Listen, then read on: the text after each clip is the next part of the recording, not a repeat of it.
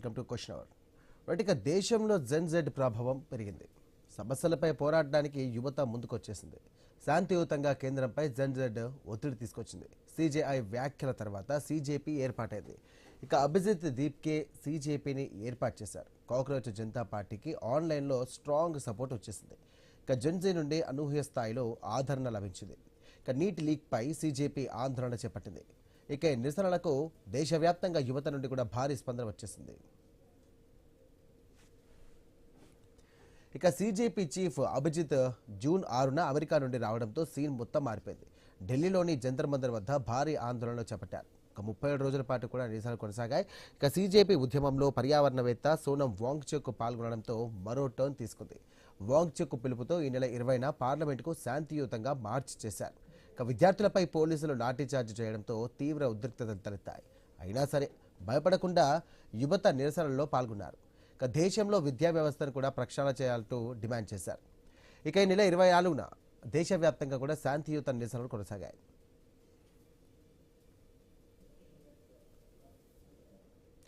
ఇక విద్యార్థుల నిరసనతో కేంద్రం దిగొచ్చేసింది. నీట్ లీకు బాధ్యత వహిస్తూ కూడా కేంద్ర విద్యాశాఖ మంత్రి ధర్మేంద్ర ప్రధాన్ రాజీనామా చేశారు. ఇక పేపర్ లీక్ కేసుపై ఫాస్ట్ ట్రాక్ కోర్టుల ఏర్పాటుకు సంబంధించి ఏర్పాటు చేస్తామంటూ కూడా ఇటు కేంద్రం కూడా నిర్ణయం తీసుకుంది. ఇక నిందితులకు కఠిన జైలు శిక్ష మరియు భారీ జరిమానాలు విధించే బిల్లుకు కూడా కేబినెట్ ఆమోదం తెలియజేసింది. ఇక నీట్ నిర్వహించినటువంటి ఎన్టీఏ ప్రక్షాళనను కూడా కేంద్రం చేపట్టింది. ఇక 47 మంది ఎన్టీఏ అధికారులకు కూడా ఉద్వాసన పలికింది. ఇక విజయాలు ముగింపు కాదని ఆరంభమే అంటూ ఇటు సీజీపీ అంటోంది. మరిన్ని ఉద్యమాలకు కూడా సిద్ధమవుతోంది. ప్రస్తుతం దేశ రాజకీయాలపై జెడ్ ప్రభావం తీవ్రంగా ఉంది. మరి భవిష్యత్తులో రాజకీయాల్లో ఎలాంటి మార్పులు వస్తాయి? యువత ఇంకా ఏ అంశాలపై పోరాటాలు చేస్తుంది? జెడ్ విజయ రహస్యం ఏంటి? రైట్, ఇక ఈ అంశానికి సంబంధించి కూడా మనం హాట్ టాపిక్గా మారుతుంది. మరి ఇదే అంశానికి సంబంధించి కూడా మరి దేశంలో మార్పులు వస్తాయా, మరి ఎలా జరగబోతోంది? యువత ప్రశ్నించే తత్వాన్ని కూడా ఎక్కువగా అలవర్చుకునే అవకాశం ఉన్నట్టుగా కనిపిస్తుంది. మొత్తానికైతే యువత ఒకప్పుడు ఎలా ఉంటుందంటే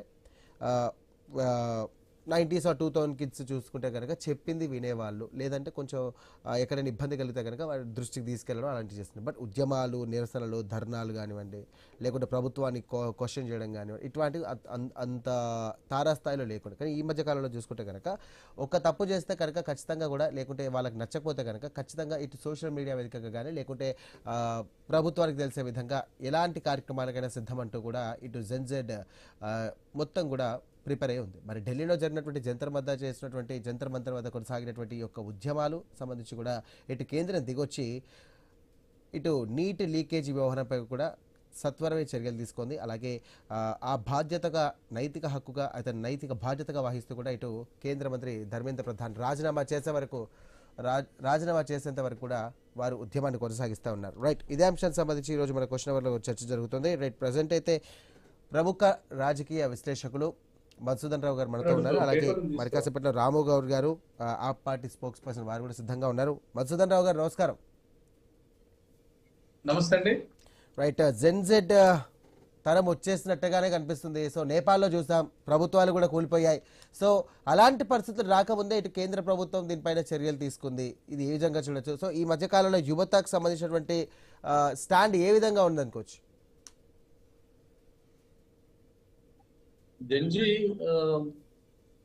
జంజీకి సంబంధించినటువంటి అంశం మనం పరిశీలించినట్టయితే నేపాల్, మీరు అంటున్నారు కదా, ఇప్పుడు నేపాల్ కి సంబంధించి ఇంతకుముందు గతంలో శ్రీలంక కూడా జరిగింది అదే విషయంలో.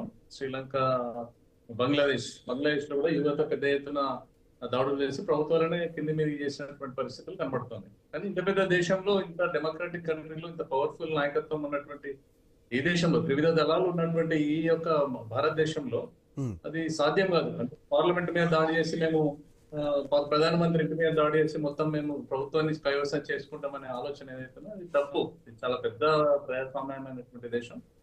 జంజీ ఏదైతే నీటికి సంబంధించినటువంటి ఉద్యమం ఏదైతున్నదో ఆ ఉద్యమానికి సంబంధించినటువంటి అంశం పట్లనే ఇవాళ ప్రజలలో కొద్దిగా సానుభూతి వచ్చింది. యువత ప్రేరణగా ముందుకు నిలబడ్డారు. అంటే ఇవాళ వచ్చినటువంటి యువత అంతా కూడా ఈ దేశంలో ప్రభుత్వాన్ని దించాలనే ఆలోచనతో రాలేదు వాళ్ళంతా కూడా. ఆ రోజు వాళ్ళు ఇచ్చినటువంటి పిలుపుకు, ఉద్యమంలో వచ్చినటువంటి యూత్ అంతా కూడా కేవలం నీటికి సంబంధించినటువంటి అంశంలో అది ఈ యొక్క కాక్రోచ్ పార్టీ ఏదైతే సుప్రీంకోర్టుకు సంబంధించినటువంటి జడ్జి ఈ కాక్రోచ్ అని ఏదైతే ఆయన మాటలు అనడం వల్ల దాన్నే సీరియస్ గా తీసుకుని అభిజిత్ దీప్కే వీళ్ళంతా కూడా పెట్టినటువంటి ఆర్గనైజేషన్ వాళ్ళ కాక్రోచ్ పార్టీ.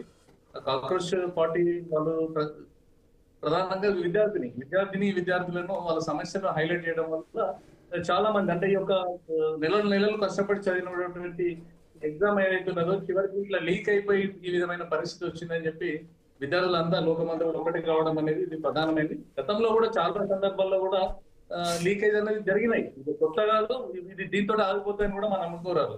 ఎందుకంటే అది కాంగ్రెస్ ప్రభుత్వంలో జరిగినవి, ఇక్కడ మన తెల్లరాదు రాష్ట్రంలో చూసినట్టయితే టిఆర్ఎస్ ప్రభుత్వంలో కూడా జరిగినవి, బీఆర్ఎస్ ప్రభుత్వంలో జరిగినవి.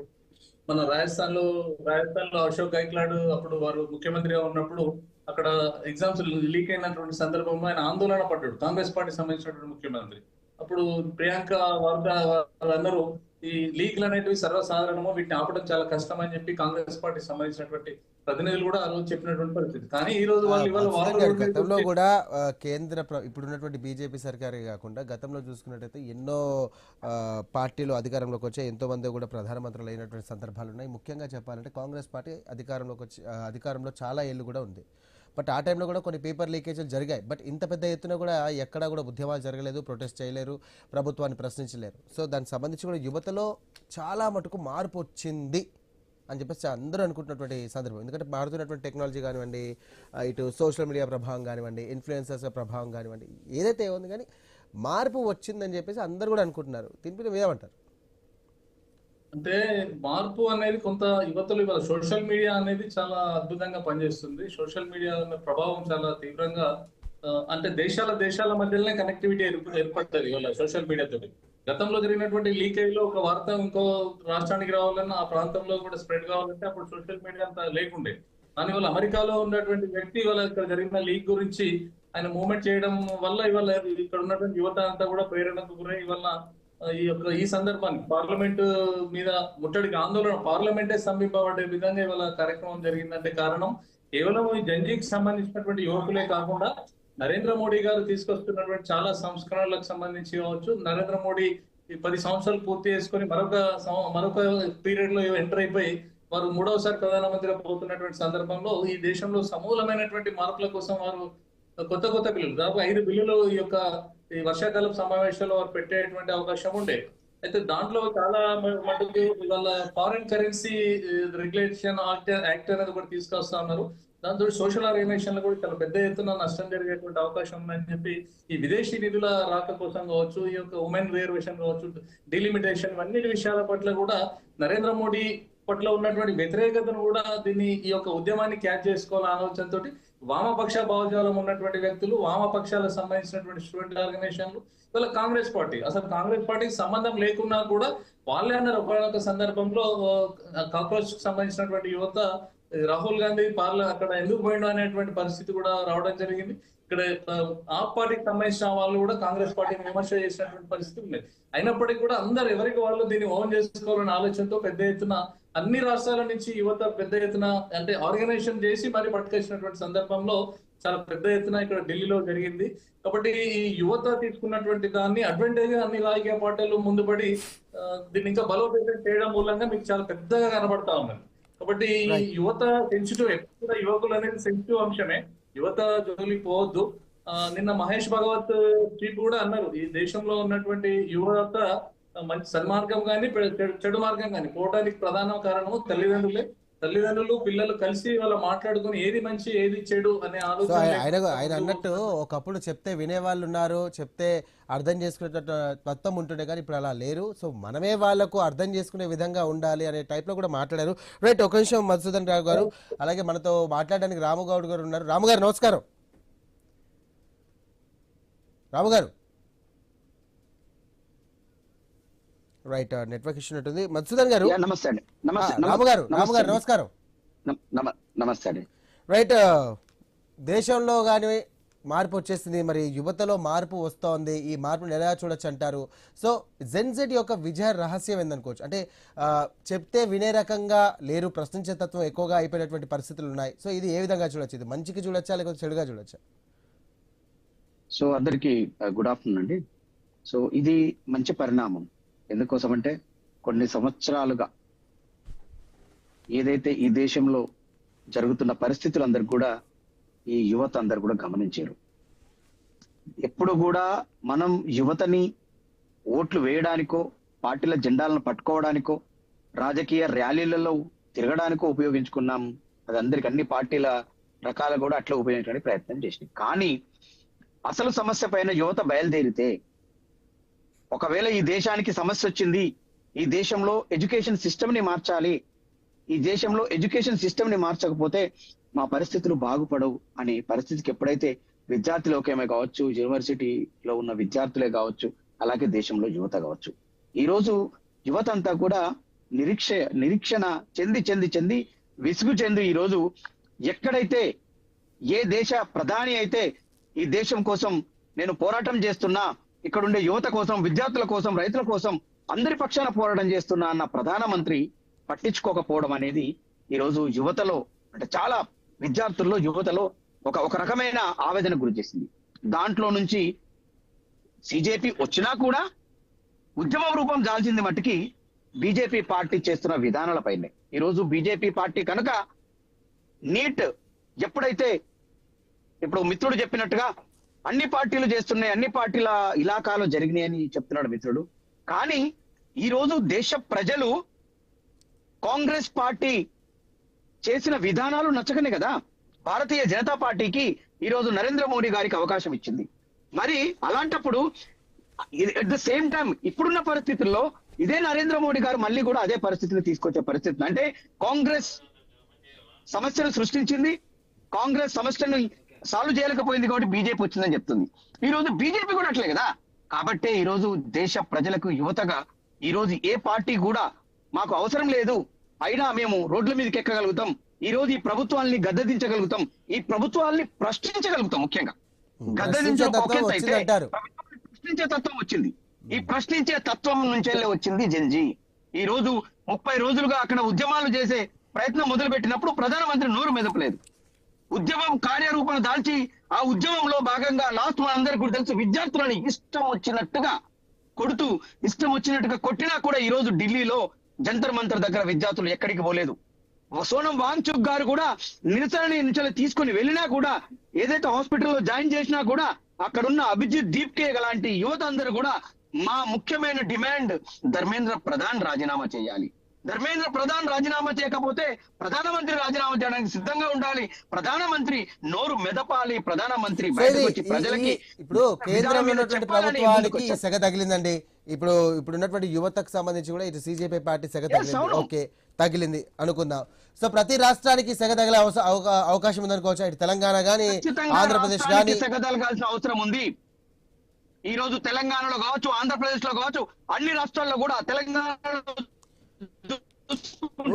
దేశం మొత్తం చూసుకుంటే ఒకలా ఉన్నప్పటికీ కూడా రాష్ట్రాల వ్యవస్థలు కూడా చాలా దారుణంగా ఉన్నాయి కదా. రాష్ట్రాల్లో కూడా చాలా సమస్యలు ఉన్నాయి. ముఖ్యంగా విద్యా సంస్థ కానివ్వండి, యువతకు నిరుద్యోగ సమస్య కానివ్వండి. ఈ రోజు రాష్ట్రాలు మారుతున్నాయి ముఖ్యంగా. ఇప్పుడు అందుకే ఈ రోజు రాష్ట్రాల్లో కూడా ఈ రోజు మన తెలంగాణ ముఖ్యమంత్రి ఒక స్టేట్మెంట్ ఇచ్చిండు, రాహుల్ గాంధీని ప్రధాని చేస్తే జంజీనే అక్కడ ఎడ్యుకేషన్ మినిస్టర్ గా చేస్తారని చెప్తాడు. అందుకే ఇక్కడ తెలంగాణ ముఖ్యమంత్రి చెప్తున్నాం, అయ్యా ముఖ్యమంత్రి మొదలు నువ్వు ఇక్కడ ఎడ్యుకేషన్ మినిస్టర్ ని ఏర్పాటు చేయి తెలంగాణకి. చెప్పేవేమో సారంగ నీతులట, ఏదో చేసేదో పనున్నట్టు సామెతున్నట్టు ఇక్కడ ముఖ్యమంత్రి ముస్తూ ఎడ్యుకేషన్ మినిస్టర్ ని ఏర్పాటు చేయాలి. ఇప్పుడు అందరికీ భయం పుట్టుకుంది బ్రదర్. ఈ రోజు అందరికీ కూడా ఈ రోజు బీజేపీకి, కాంగ్రెస్ కి భయం పుట్టుకుంది. ఎందుకోసం అంటే జంజీ రూపంలో ఈ యువత ప్రశ్నిస్తున్నారు కాబట్టి ప్రత్యేక తెలంగాణ ఏర్పడి దాదాపుగా 10 సంవత్సరాలు పైబాట అయింది. సో ప్రభుత్వాలు మారాయి, ఇప్పటికీ కూడా నిరుద్యోగ సమస్య ఎక్కడా కూడా తీరలేదు. నిరుద్యోగులకు ఆదుకుంటామని చెప్పినటువంటి ప్రభుత్వాలు వస్తున్నాయి, పోయే సందర్భాలు కూడా ఉన్నాయి. సో ఇక్కడ ఉన్నటువంటి యువతకు మీరు ఇచ్చేటువంటి మెసేజ్ ఏంటి? తెలంగాణలో కూడా ఇది ఉద్యమ పార్టీ, ఇది ఉద్యమ గడ్డ. తెలంగాణలో కూడా ఖచ్చితంగా ఎడ్యుకేషన్ మినిస్టర్ ని ఏర్పాటు చేయాల్సిన పరిస్థితి వస్తుంది. యువత అంతా కూడా మరలబడే పరిస్థితి వస్తుంది. ఈ రోజు ఈ తెలంగాణలో ఏదైతే రైతులకి సరి అయిన వసతులు కల్పించడంలో ఈ కాంగ్రెస్ ప్రభుత్వం ఫెయిల్ అయింది, ఏదైతే ఉద్యోగాల కల్పనలో కాంగ్రెస్ పార్టీ ఫెయిల్ అయింది, ఏదైతే 6 గ్యారంటీలు అంటే 420 గ్యారంటీలో కూడా ఖచ్చితమైన 6 గ్యారంటీ ఇవ్వడంలో కూడా కాంగ్రెస్ ఫెయిల్ అయింది. కాబట్టి జంజీ లాంటి కావచ్చు, సిజేపీ పార్టీ లాంటి యువత ఆర్గనైజేషన్ కూడా ఖచ్చితంగా తెలంగాణలో కాంగ్రెస్ పార్టీని కూడా ప్రశ్నిస్తుంది. ఖచ్చితంగా తెలంగాణలో కాంగ్రెస్ పార్టీ వైఖరి పైన చెప్పాల్సిన పరిస్థితి ఏర్పడుతుంది. కాబట్టి ఈ రోజు కాంగ్రెస్ పార్టీలో ఉన్న ముఖ్యమంత్రి ఏదైతే తెలంగాణ ముఖ్యమంత్రి భయపడుతుండు, ఈ రోజు ఆంధ్రప్రదేశ్ ముఖ్యమంత్రి భయపడుతుండు, అన్ని రాష్ట్రాల్లో ఉన్న బీజేపీ ముఖ్యమంత్రులు ఈ రోజు భయపడే పరిస్థితులు తీసుకొచ్చిన ఏదైతే విద్యార్థులకి కావచ్చు, సిజేపీ పార్టీ నాయకులే కావచ్చు, ఆమ్ ఆద్మీ పార్టీ తరఫున వాళ్ళందరూ కూడా హ్యాండ్స్ ఆఫ్ తెలియజేస్తున్నాం. ఎందుకోసం అంటే మార్పు యువతతోటే సాధ్యం అనేది నిరూపించారు. చాలా రాష్ట్రాలు భయపడుతున్నాయి జంజీ వల్ల. రైట్ రాము గారు ఒక నిమిషం. మధుసూదన్ గారు, చెప్పండి. సో ఈ మార్పు దేశంలో వచ్చిందనుకోవచ్చు. అక్కడ ఢిల్లీలో ఉన్నటువంటి కేంద్రం కొంచెం తగ్గే విధంగా ఇటు ప్రొటెస్ట్ చేశారు. సో దాదాపుగా పెద్ద ఎత్తున కూడా ఉద్యమాలు జరిగాయి. దీనికి సంబంధించి అన్ని రాజకీయ పార్టీలు మద్దతు తెలిపాయి. రైట్, రాష్ట్రాల విషయానికి వస్తే గనక అదే యువత మళ్ళీ పోరాడే తత్వం వస్తుందా? పోరాటం చేసే విధంగా కూడా ముందుకు వెళ్తుందా? ఇప్పుడు ఉన్నటువంటి ప్రభుత్వాలపైన కూడా ప్రశ్నించే తత్వం ఉంటుందా లేదా? ఈ దేశంలో పోరాటాలు అనేటివి కామన్ గా జరుగుతూనే ఉంటాయి. ప్రతి రాష్ట్రంలో, ఈ దేశం హెడ్ క్వార్టర్ లో కావచ్చు, గతంలో రైతులకు సంబంధించినటువంటి సమస్య పట్ల కూడా ఢిల్లీలో చాలా పెద్ద ఎత్తున పంజాబ్ అంటే మీరు అన్నట్టుగా ఇప్పటివరకు రైతులను చూసాము, లేకుంటే దీనికి సంబంధించి కూడా కులాల వారిగా కానివ్వండి, మతాల వారిగా కానివ్వండి, ఎన్నో ఉద్యమాలు చూసాము, ఎన్నో ధర్నాలు చూసాం, నిరసనలు చూసాం, ఎన్నో చూసాం. బట్ ఒక యువత రోడ్డు మీదకి వచ్చి ఇలా ధర్నా చేస్తే మాత్రం కేంద్రంలో ఉన్నటువంటి ఏ ప్రభుత్వాలైనా లేకుంటే రాష్ట్రంలో ప్రభుత్వాలకైనా తల వంచాల్సిందే అనే ఒక ఆన్సర్ అయితే వచ్చింది. తల వంచడము కాదు ఇక్కడ ప్రత్యేకంగా. ఇవాళ ఎప్పుడైతే మే 3 నాడు అయినటువంటి ఎగ్జామ్, నీట్ ఎగ్జామ్ ఏదైతుందో దానికి సంబంధించి రాజస్థాన్ శ్రీకార్ జిల్లాలో జరిగినటువంటి లీకేజ్ మీద అక్కడ ప్రజలలో ఒక చర్చ జరిగినటువంటి సందర్భంలో ధర్మేంద్ర ప్రధాన్ గారు దాని మీద విచారణ జరిపి దాని మీద పోలీస్ వాళ్ళతో ఎంక్వైరీ చేయించి చాలా మంది అరెస్ట్ కూడా చేయించడం జరిగింది. చేయించి లోకాన్ని తెలియక ముందే ఆయన మళ్ళీ రీషెడ్యూల్ చేసి ఎగ్జామ్ పెట్టి ఆయన పెద్ద ప్రాసెస్ ప్రకారంగా విద్యార్థులకు నష్టం జరగరాదు అని చెప్పి ఆలోచనతోటి మళ్ళీ విద్యార్థుల పక్షాన్ని నిలబడి ఆయన ఎగ్జామ్స్ కండక్ట్ చేసిండు. అంటే ఆయన డ్యూటీ ఆయన చేసిండు. అంటే లీకేజ్ జరగడం అనేది పొరపాటే. అయినప్పటికీ వాళ్ళ విద్యార్థులంతా కూడా ఆందోళన చేసినటువంటి సందర్భంలో అన్ని పార్టీలకు సంబంధించినటువంటి, అంటే ఎక్కడో ఉన్న ప్రకాష్ రాజు కూడా వచ్చి ఇక్కడ దేవుళ్ళ గురించి మాట్లాడము, ఇంకొందరు వచ్చి అల్ఖైదా మన అక్బర్ చిత్రపటాన్ని పట్టుకొని పోవడము, కొందరు అల్లా అక్బర్ అని అనడము, ఇట్లా రకరకాల నినాదాలతోటి అక్కడ వాతావరణం అంతా కూడా వేడెక్కి రకరకాల వైపు వెళ్ళిపోతా ఉన్నది. 370 ఆర్టికల్ గురించి మాట్లాడము, నరేంద్ర మోడీ రాజీనామా చేయాలని చెప్పడము, ఇది ఒక నేపాల్ లాగా కావాలని జంజీకి సంబంధించినటువంటి యువత అనడము. అంటే జంజీ అంటే యువకులు ఎవరైతే ఈ యొక్క నీట్ కోసం చేసినటువంటి అంశం ఏదైతున్నదో అది ఇంకొక వైపు వెళ్ళిపోయింది. హింసాత్మకంగా ఈ దేశాన్ని ప్రశ్నించే విధంగా, అంటే విపరీతమైనటువంటి అర్థాలు పోయేటువంటి పరిస్థితి ప్రమాదం ఉందని చెప్పి కేంద్ర ప్రభుత్వం దీన్ని ఏదో ఒక దిశలో దీన్ని ఆపేయాలన్న ఆలోచనతోటి ధర్మన్ ప్రసాద్ గారితో వారిని రాజీనామా చేయించడం అనేది జరిగింది. అంతే తప్ప కేంద్ర ప్రభుత్వం భయపడి కాదు. దేశ భవిష్యత్తు, దేశంలో శాంతి భద్రతలు కూడా ఈ దేశానికి అవసరం కాబట్టి దాన్ని దృష్టిలో పెట్టుకుని తెచ్చింది. వాళ్ళు ధర్మేంద్ర ప్రధాన్ గారు రాజీనామా చేసినంత మాత్రాన రేపు పొద్దున లీకేజీలు ఆగుతాయని కాదు. రేపు పొద్దున కాంగ్రెస్ పార్టీ అధికారంలోకి వస్తే లీకేజీలు ఆగుతాయని నమ్మకం ఉందా, గ్యారెంటీ ఉందా? కాబట్టి రాజీనామాలతోటి ఇవాళ ఇది కాదు. ఇవాళ మొన్న జరుగుతున్నటువంటి హింసాత్మక సంఘటనలు కావచ్చు, శాంతియుత ర్యాలీలు కావచ్చు, కాంగ్రెస్ పార్టీ ప్రతినిధి రాహుల్ గాంధీ ప్రైమ్ మినిస్టర్ ఇంటి ముందు కూర్చొని చేసినటువంటి ఆందోళన ఏదైతుందో అది కరెక్ట్ కాదు. ఇవాళ మీకు ఇవాళ పార్లమెంట్ వర్షాకాల సమావేశాలు జరుగుతున్నటువంటి సందర్భంలో పార్లమెంట్ లో చట్టాలకు కొత్త బిల్లుల కోసం జరుగుతున్నటువంటి దాంట్లో సీజే పెట్టినటువంటి ప్రతిపాదన ఏదైతుందో అది ఒక రాజీనామా అంశము, ఈ విద్యార్థి హక్కుల చట్టాల గురించి వచ్చినటువంటి అంశాలు ఏవైతున్నాయో పార్లమెంట్ లో చర్చ కోసం స్పీకర్ కూడా అనుమతి ఇచ్చిండు ఒక దశలో. ఈ ఉద్యమం తీవ్రతరం అయిన తర్వాత దీని మీద మనం టాపిక్ పెట్టుకొని మాట్లాడదాం, రాహుల్ గాంధీ మీరు రాంటి ప్రతిపక్ష నేతగా అని చెప్పి వారు పిలవడం అనేది జరిగింది. పిలిచినప్పుడు వీరు అక్కడ పోయి పార్లమెంట్ లో ప్రజాస్వామ్య యుద్ధాన్ని డిస్కషన్ చేస్తే అన్ని రాష్ట్రాలకు సంబంధించినటువంటి అంశాలు కూడా వస్తుండే. ఎందుకంటే గతంలో 2 ఏళ్ల కింద ఇదే మన ముఖ్యమంత్రి రేవంత్ రెడ్డి సమక్షంలో కూడా 10th క్లాస్ పేపర్ లీక్ అయింది. అప్పుడు మనం ఎవరం రాజీనామా కోరలే. ఎందుకంటే కామన్ గా రొటీన్ అవుతున్నటువంటి పరిస్థితి కాబట్టి అంత కామన్ అయిపోయింది ఇది అనేది. అప్పుడు బీఆర్ఎస్ సందర్భంలో కూడా చాలా ఎగ్జామ్స్ లీకేజ్ అయినాయి, 23 మంది పిల్లలు చచ్చిపోయినారు. ఒక అమ్మాయి అయితే ఆత్మహత్య చేసుకుంటే ఆమె క్యారెక్టర్ ని అసాసినేట్ చేసినటువంటి పరిస్థితి అప్పుడు ఉన్నటువంటి రాష్ట్ర ప్రభుత్వం అమ్మాయిని ఒక చెడుగా వార్త ప్రచారం చేసింది. అంటే ఇటువంటి ఎన్నో సంఘటనలు తెలంగాణలో కూడా జరిగినాయి. తెలంగాణ, రాజస్థాన్ ఇండియాకి సంబంధించిన అంశం కాదు. దేశంలో బలమైనటువంటి చట్టాలు రావాలి, బలమైనటువంటి ఎగ్జామ్స్ ఏ విధంగా నడిపించాలనే దాని మీద పార్లమెంట్ లో చర్చ జరగాలి. కాబట్టి యువత ప్రేరేపించి యువత రోడ్ల మీదకి వచ్చి ఆందోళనతోటి హక్కులను సాధించుకోవడం కాదు. మన దేశంలో మనకు ఒక డెమోక్రసీ ఉన్నది, మనకు వేదికలు ఉన్నాయి, అసెంబ్లీ ఉన్నది, పార్లమెంట్ ఉన్నది. పార్లమెంట్ లో చర్చలు పెట్టాలి. ఇవాళ జంజీకి సంబంధించినటువంటి నాయకులు ఎవరున్నారో రేపు ఎలక్షన్ లో రమ్మని మంచి పార్లమెంట్ కి వెళ్ళి పార్లమెంట్ లో అమెండ్మెంట్ చేయండి, మొత్తం చట్టాలను రైట్, థ్యాంక్ యూ మార్చి మధుసూదన్ గారు, thank you so much for joining అండి. రాము గారు thank you for so much అండి ఫర్ జాయినింగ్. రైట్, మొత్తం మీద జెన్ జెడ్ థ్యాంక్ యూ. యొక్క విజయ రహస్యం ఏంటి అని అంటే దీనికి సంబంధించి కూడా ప్రశ్నిత తత్వం ఎక్కువగా వచ్చేసింది. సో ప్రతి యువత కూడా ప్రశ్నించే విధంగా కూడా ముందుకు వెళ్తున్నారు. మధ్యకాలంలో మనం వీడియోలు చూసాం, Janata party cockroach Janata party చేసినటువంటి ఒక నిరసనల్లో ఎన్నో వీడియోలు బయటకు వచ్చాయి. ప్రశ్నించే తత్వం ఎక్కువగా వచ్చింది. ఒక పోలీసు ఒక దెబ్బ వేస్తే ఎందుకు కొడుతున్నారు మమ్మల్ని అని తిరగబడ్డటువంటి రోజులు వచ్చాయి.